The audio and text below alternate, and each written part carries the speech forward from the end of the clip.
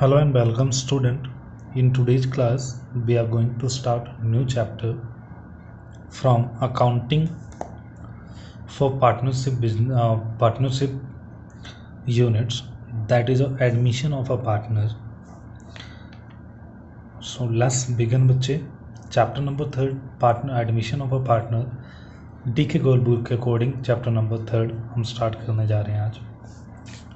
सो chapter से को start करने से पहले कुछ बेसिक टर्म्स, कुछ बेसिक बातें इस चैप्टर के बारे में हमें डिस्कस कर लेनी चाहिए. तो दैट इज़ अ थिंग्स कि ज़रूर हमें डिस्कस करनी चाहिए. उसके बाद ही हम क्या करेंगे, इस चैप्टर को स्टार्ट करेंगे.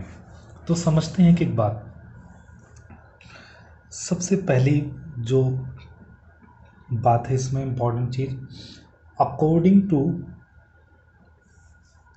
सेक्शन 31, ये मैंने बेटा नॉलेज के लिए आपको बता दिया है, तो सेक्शन वगैरह आपको लिखने की ज़रूरत नहीं है, बस जान लीजिए ऐसे ही.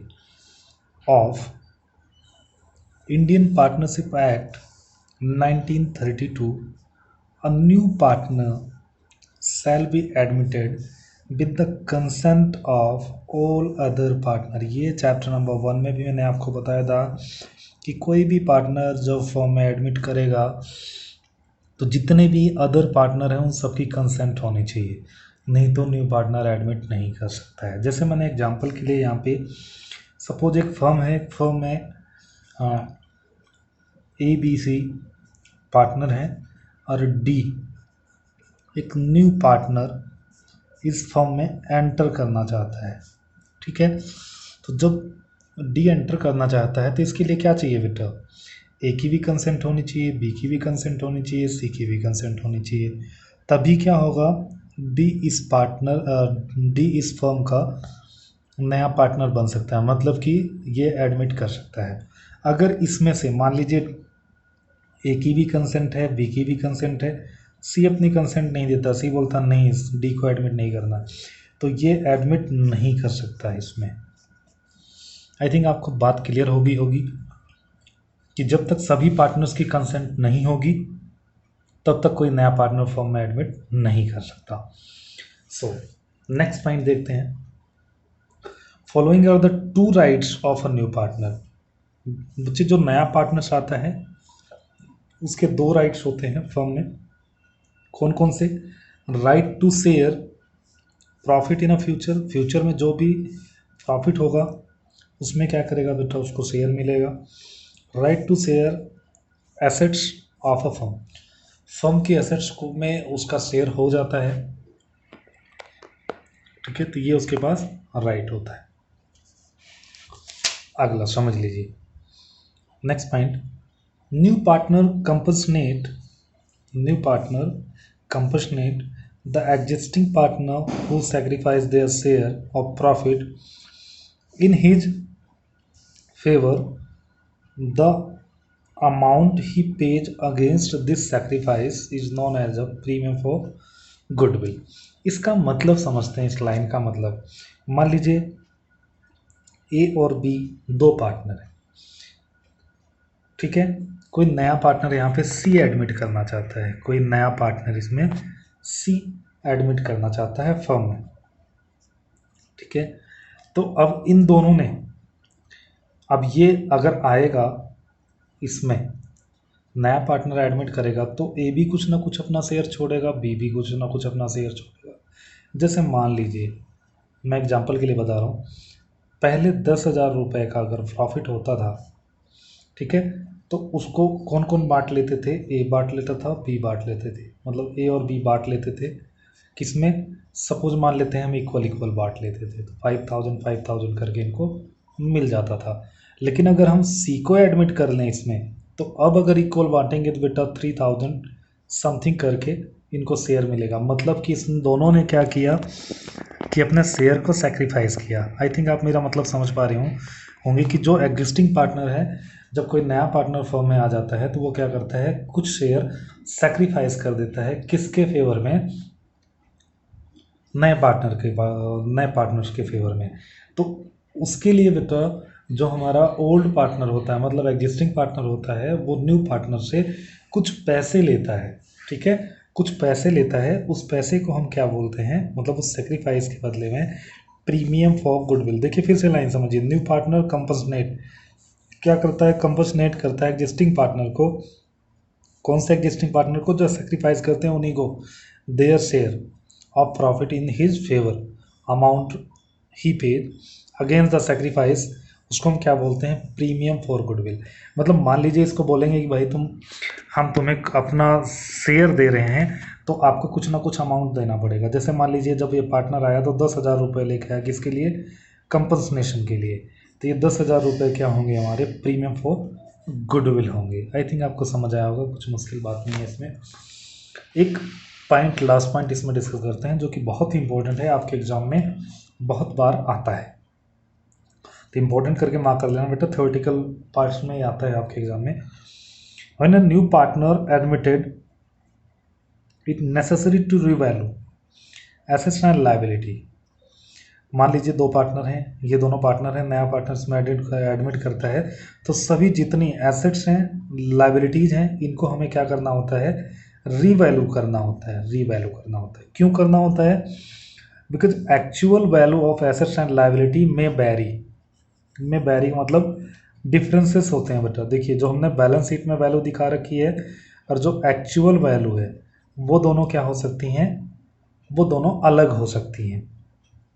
तो इसलिए हमें क्या करना पड़ता है, उनको रीवैल्यू करना पड़ता है, ठीक है। May vary from the balance sheet value and the new partner should not suffer, नया पार्टनर से सफ़र ना करे because of the reduction in assets, nor he should benefited by the increase in value of assets.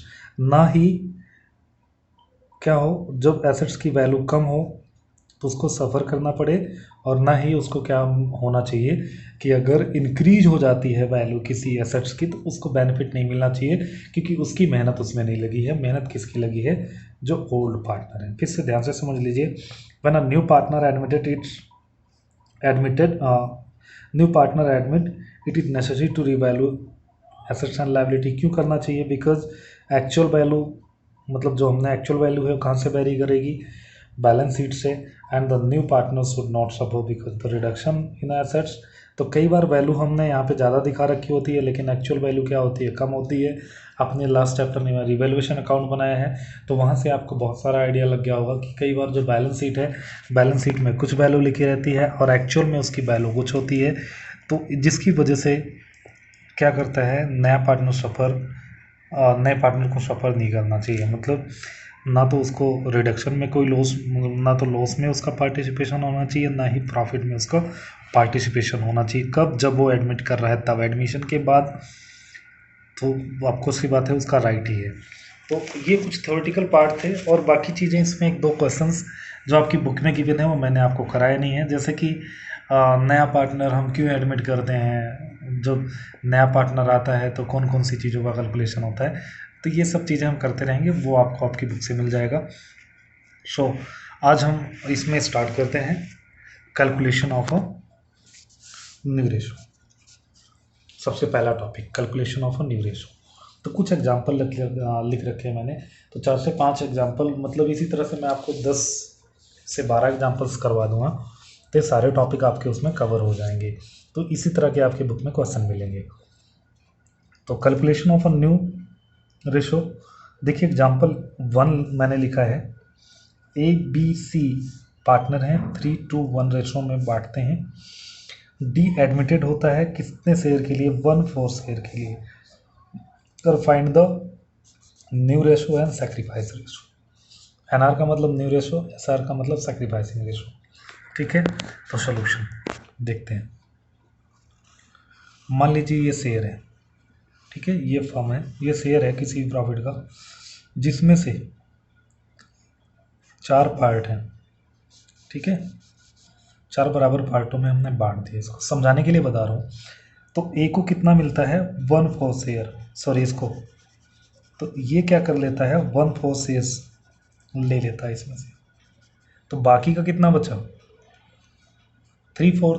तो 3/4 को कौन बांट लेगा, ABC बांट लेंगे, ठीक है।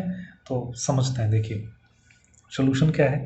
हमने मान लिया कि शेयर कितना है, 1 है, तो डी का शेयर कितना हम दे रहे हैं उसको 1/4 दे रहे हैं। तो रिमाइनिंग शेयर किसके लिए, ए बी सी के लिए कितना बचेगा, 1 में से अगर 1/4 माइनस कर देंगे तो बचेगा कितना, 1/3। देखिए इसमें से इसको हमने कट कर दिया, इसमें से हमने क्या कर दिया, इसको कट कर दिया। मान लीजिए ये पार्ट, ये वाला पार्ट किसका था, डी का निकाल दिया, बचा कितना 3/4। तो 3/4 में अब हमें बांटना है, ठीक है। तो कैसे कैसे बांटेंगे, देखिए कैसे कैसे हमें इसमें डिस्ट्रीब्यूट करना है, उनके ओल्ड रेशो में ही हमें डिस्ट्रीब्यूट कर देना, क्योंकि कुछ भी अगर प्रॉफिट्स होगा तो इसी रेशो में हम क्या कर देंगे, डिस्ट्रीब्यूट कर देंगे। तो ए का न्यू रेशो, बी का न्यू रेशो, सी का न्यू रेशो और डी का गिवन है। तो सबसे पहले तो हमने जो बचा हुआ वाला लिखा है, तो बचा वाला कितना बचा हुआ है, 3/4 बचा हुआ है। यहाँ पे देखिए लेस करके हमने लिख रखा है 3/4। तो यहाँ से हमने इसको बांट दिया, तो 3/6 निकाल लिया, 3/4 2/6, 3/4 1/6 कैलकुलेट करके हमने क्या कर लिया, इसको निकाल लिया। अब डी को कितना शेयर मिला हुआ है, 1/4 मिला हुआ है। तो 1/4 का मतलब क्योंकि हमें एलसीएम लेना है तो डायरेक्टली हम क्या कर देंगे, इसको हम 6 से मल्टीप्लाई कर देंगे, तो निकल जाएगा हमारा 24, 6/24।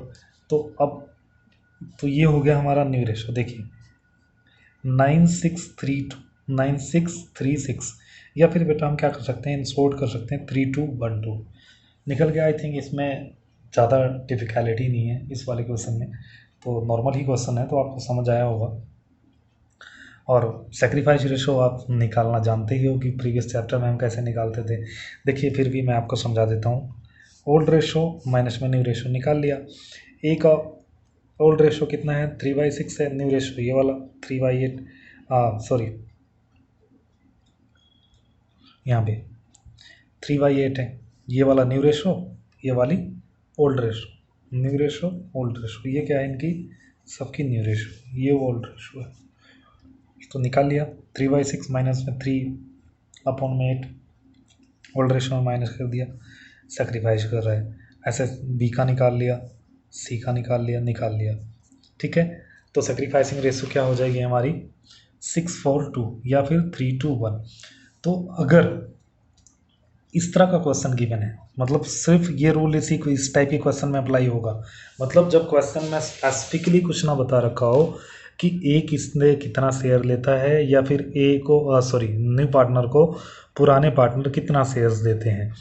तो जैसे मैंने लिखा हुआ है only for this type example, अगर इस तरह का कोई एग्जाम्पल आता है तो आपको सेक्रीफाइस रेशो निकालने की ज़रूरत नहीं पड़ेगी। उसमें जो ओल्ड रेशो होगी वही उनकी सेक्रीफाइस रेशो होगी। जैसे निकाल के देख लीजिए, जैसे ये 3/1 क्या है, सेक्रीफाइस रेशो निकल गई। तो यहाँ पे देखिए 3/1 क्या है, इनकी ओल्ड रेशो है। तो मैंने इसमें छोटा सा नोट लिख दिया है, when the nothing is specified in the question, मतलब कुछ भी स्पेसिफाई नहीं कर रखा है, बस इतना बता रखा है कि नया पार्टनर आएगा 1/4 के लिए, 1/5 के लिए, 1/6 के लिए, जितने के लिए भी आता है, उसके बाद कुछ नहीं बता रखा है। तो ओल्ड रेशो क्या होगी हमारी, सेक्रीफाइस रेशो होगी। तो डायरेक्टली सेक्रीफाइस रेशो क्या लिख दीजिए, ओल्ड रेशो भी लिख दीजिए, तो आपको निकालने की ज़रूरत नहीं पड़ेगी। अगला क्वेश्चन करते हैं। देखिए ABC are 3/1 partners. D is admitted for 1/6 share and ABC decide to share future in ratio future profit 5/3 find the new ratio। तो सिंपल उसी तरीके से आपको करना है। जैसे मान लीजिए ये टोटल शेयर है, टोटल शेयर में 1/6 शेयर, ये वाला मान लीजिए 1/6 शेयर है, ये किसको मिल गया, हमारे डी को मिल गया। बाकी का जो शेयर बचा, ये पूरा पार्ट्स ए बी सी क्या करेंगे, अब अपने न्यू रेशो में इसको बांट लेंगे, 5/3 की रेशो में बांट लेंगे, क्योंकि उन्होंने डिसाइड किया कि नया पार्टनर आया तो हमें क्या करना है, न्यू रेशो में बांट लेना है। तो करते हैं, लेस टोटल शेयर मान लिया हमने, अज्यूम कर लिया 1 है, डी को हमने 1/6 दिया है, तो रिमाइनिंग कितना बचा, 5/6 बचा, मतलब ये वाला पार्ट कितना बचा, 5/6। तो 5/6, तो जो बचा वो लिख लेंगे सबसे पहले, ए का न्यू शेयर, बी का न्यू शेयर, सी का new share, D share given है, तो 5/6, 5/6, 5/6 इसका ऑलरेडी गिवन है। तो ये वाला मैंने रेड पेन से इसलिए लिखा होगा क्योंकि ये क्या कर रहा है, न्यू रेशो में बांट रहा है, इसको ओल्ड रेशो में नहीं बांटना है, क्योंकि उन्होंने डिसाइड किया है कि फ्यूचर में क्या करेंगे, नए रेशो में बांटेंगे। तो हमने क्या कर लिया, जो हमारा शेयर बचा 5/6, 5/6 को नए रेशो में बांट दिया, 5/10, 3/10, 2/10 निकाल लिया हमने कैलकुलेट करके। ठीक है, यहाँ पे हमें एलसीएम निकालना है, तो 10/60 निकल गया, न्यू रेशो आ गया 20, 25, 15, 10, 10, या फिर हम 5, 3, 3, 5, 3, 2, 2 करके लिख दें। ठीक है, तो एक इस टाइप का क्वेश्चन आपके एग्जाम में आ सकता है, आपकी बुक में एग्जाम आएगा, सिलेबस में इस टाइप का है।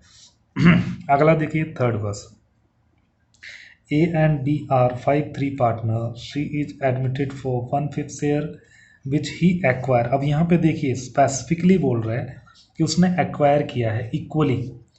ठीक है, विच ही एक्वायर, अपने शेयर का वो क्या करता है, एक्वायर करता है 1:1 में फ्रॉम ए एंड बी। मतलब इक्वली एक्वायर का मतलब 1:1 में ए और बी से एक्वायर करता है। Find new ratio, sacrificing ratio.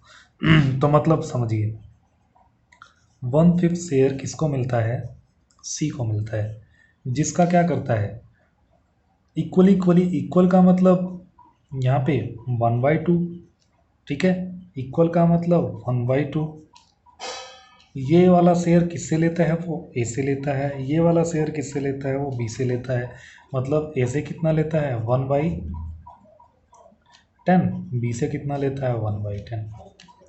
बात समझ आई होगी मुझे लग रहा है आपको, क्योंकि देखो उसको टोटल शेयर कितना मिला, 1/5 मिला, तो 1/5 का क्या कर रहा है, वो आधा किससे ले रहा है, ए से ले रहा है, आधा किससे ले रहा है, वो बी से ले रहा है। तो 1/5 का आधा 1/2, 1/5 का आधा 1/2, अगर मल्टीप्लाई करेंगे तो क्या निकल जाएगा, हाफ शेयर निकल जाएगा। तो ए से ले रहा है और बी से ले रहा है। ठीक है, तो वही मैंने लिख रखा है, सी एक्वायर फ्रॉम ए। तो ए से कितना एक्वायर करता है, अपने शेयर का 1/5 का 1/2। ठीक है, आधा कर लिया तो 1/10। ऐसे सी एक्वायर बी से करता है 1/5 का 1/2, तो 1/10। तो ए का न्यू रेशो और बी का न्यू रेशो, तो 5/8 जो कि यहाँ पे है बेटा, उनका ओल्ड रेशो देखिए, जो रेशो बचा उसमें से, क्योंकि अब सेक्रीफाइस कर रहे हैं तो हमने क्या कर दिया, माइनस कर दिया, इतना बचा। डी में इसी तरह से माइनस कर दिया, ये वाला बचा। सी का 1/5 शेयर है, तो एलसीएम निकाल लेंगे, 16/80 हो जाएगा, तो न्यू रेशो निकल जाएगी 42, 22, 16, या फिर 21, 11 एंड 8। ठीक है, तो अब सेक्रीफाइसिंग रेशो निकालनी है, तो सेक्रीफाइसिंग रेशो में आपको कुछ नहीं करना है। अब देखिए, जब इक्वली इक्वली बेटा, वो यहाँ पे क्वेश्चन में देखिए, ही एक्वायर इक्वली किससे किससे ले रहा है, ए से ले रहा है और बी से ले रहा है। तो देखिए यहाँ 1/10, 1/10 मतलब कि क्या, 1:1, तो सेक्रीफाइसिंग रेशो 1:1। अगला क्वेश्चन देखते हैं इसी तरीके से।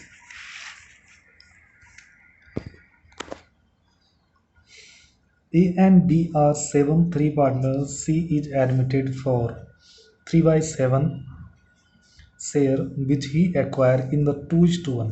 अब यहाँ पे इसने रेशो बता दी कि इसमें एक्वायर करता है ए बी, तो फ्रॉम ए एंड बी, तो फाइंड न्यू रेशो। सोल्यूशन वही है, सी एक्वायर फ्रॉम ए, तो अपने शेयर का कितना शेयर है उसका, 3/7, कितना एक्वायर कर रहा है ए से, मतलब समझ लीजिए यहाँ पे इस तरह से, ये है पूरा स्ट्रैटेजिक्स। तो 3/7 का वो, यहाँ की बजाय मैं यहाँ पे आपको समझा देता हूँ। देखिए 3/7 को एक्वायर करता है ए से बी से। ए से कैसे लेता है, 3/7 का